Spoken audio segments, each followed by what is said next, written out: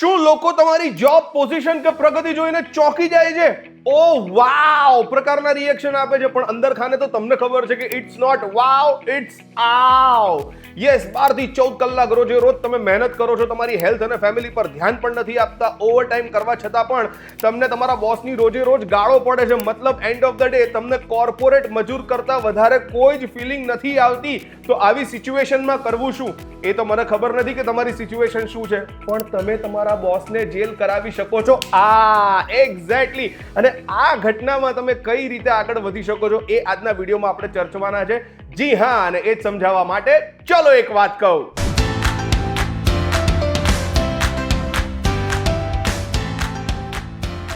Hello, નમસ્કાર, આવી ગયો છું ફરી એકવાર. મારું નામ છે રોકી. લઈને આજની એક વાત. તમારા બોસ તમારી પાસેથી રોજ ઓવરટાઈમ કરાવે છે, ઓવરટાઈમના પૈસા પણ નથી આપતા, અને તેમ છતાં પણ રોજે રોજ તમારા કામથી ખુશ ન હોવાને કારણે તમને જેમ તેમ બોલી જાય છે. તમે એટલા માટે આ બધું સહન કરી રહ્યા છો કારણ કે તમને એવું લાગે છે કે જો તમે સહન નહીં કરો તો તમારી જોબ ખતરામાં આવી જશે.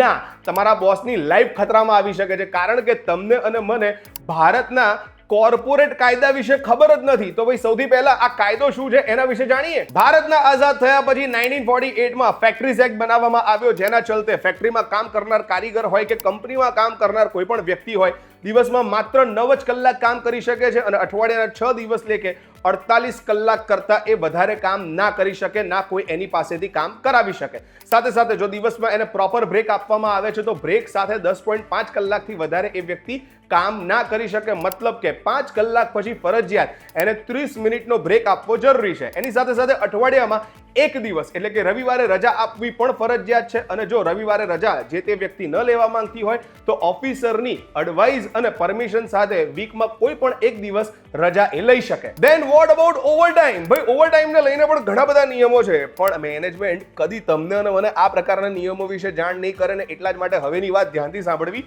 બહુ જરૂરી છે. એક્ઝામ્પલ, તમે મહિનાની એક એક્સ અમાઉન્ટ પગાર તરીકે કમાવો છો, જેનાથી તમને ખબર પડે કે ભાગ્યા 30 કરીએ તો એક દિવસનો તમારો પગાર કેટલો થયો, અને એમાં પણ ભાગ્યા 9 કરીએ તો 1 કલાકનું તમારું વેતન કેટલું થયું. હવે જો તમે 9 કલાક કરતા વધારે ઓવરટાઈમ કરો છો, એક્સ્ટ્રા ટાઈમ કંપનીને અને એના કામને આપો છો, તો દેટ મીન્સ કે તમને કલાકે જેટલું વેતન મળે છે એના કરતા કંપનીએ તમને ડબલ વેતન આપવું પડે અને એક્સ્ટ્રા પર્ક્સ આપવા પણ પડે. આ નિયમ પ્રમાણે તમે ઓવરટાઈમ 3 મહિનાની અંદર 50 કલાક કરતા વધારે ન કરી શકો, અને આમાં બીજો કોઈ જ ઓપ્શન આપવામાં નથી આવ્યો. ઇન્ટરનેશનલ લેબર ઓર્ગેનાઇઝેશન દ્વારા ભારતને દુનિયાનો સૌથી બીજા નંબરનો વધારે કામ કરતો દેશ કન્સિડર કરવામાં આવ્યો છે, જ્યાં ભારતના એવરેજ 51% લોકો અઠવાડિયાના 49 કલાક કરતા પણ વધારે કામ કરે છે. અને એ એટલા માટે છે કારણ કે તમને અને મને રૂલ્સ એન્ડ રેગ્યુલેશનની ખબર બી નથી, અને કોમ્પિટિશન એટલી ટાઈટ છે કે રૂલ્સ જાણવાનો ટાઈમ પણ નથી. પણ જો તમને તમારો બોસ કે પછી તમારી કંપની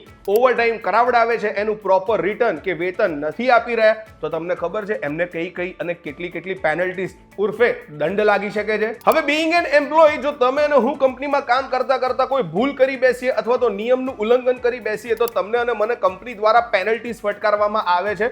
પણ જો બોસ આ પ્રકારની ભૂલ કરે, જ્યાં એ તમારી ને મારી પાસેથી ઓવરવર્ક લેતા હોય, ઓવરટાઈમના પૈસા પણ ના આપતા હોય, તો એમના માટે પણ નિયમ એટલા જ કડક છે. ઓક્યુપાયર અને મેનેજર માટે 2 વર્ષની જેલ અને સાથે સાથે 1 લાખ રૂપિયાનો દંડ ફટકારવામાં આવેલો છે, કાં તો પછી બંને એક સાથે એમને પે કરવા પડે છે, અથવા તો જો આ પ્રકારની ભૂલો રિપીટ થાય છે તો 3 વર્ષની જેલ અને 10,000 થી લઈને 2 લાખ રૂપિયા સુધીનો દંડ એમને ભરવો પડી શકે છે. એની સાથે સાથે જો ઓવરટાઈમ દરમિયાન કોઈ પણ પ્રકારનો એક્સિડન્ટ થયો અથવા તો જે તે કામ કરનાર વ્યક્તિ બીમાર પડી અને એને હોસ્પિટલમાં જવાનો વારો આવ્યો, અને જો બોસ પર ઇન્ક્વાયરી બેસે તો જજ અને કોર્ટ દ્વારા મિનિમમ 25,000 થી દંડ ફટકારવાનો શરૂ થઈ શકે છે. અને ક્યાં સુધી જઈ શકે છે એ તો સાહેબ જ નક્કી કરે. 2023ના એક ચોંકાવનારા આંકડાની જો આપણે વાત કરીએ તો 2000 કરતા પણ વધારે કોર્પોરેટ એમ્પ્લોઈઝે ઓવરવર્કના સ્ટ્રેસમાં આવીને સુસાઇડ કમિટ કરી લીધેલું. ને એટલા જ માટે આરપીજીના હર્ષ ગોયંકાએ વર્ષો પહેલા ટ્વીટ કરીને એવું કીધેલું કે નેવર ગ્લોરીફાઈ ઓવરવર્ક, વધારે કામને મહત્વ આપવાની જરૂર નથી. ને એટલા જ માટે જો તમે પણ આ પ્રકારની પરિસ્થિતિમાંથી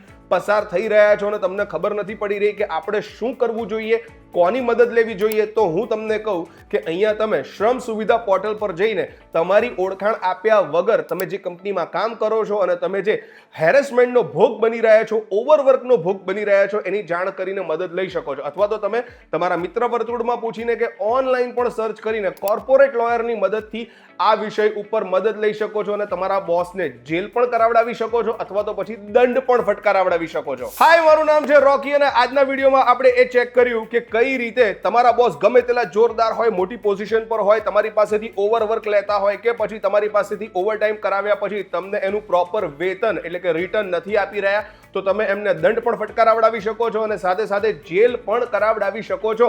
આજનો વિડીયો મોકલી દો તમારા એવા ફ્રેન્ડને કે જે ઓવરટાઈમ કરે છે, પોતાની હેલ્થ અને પોતાના ફેમિલી કે ફ્રેન્ડ્સ ઉપર ધ્યાન નથી આપતો.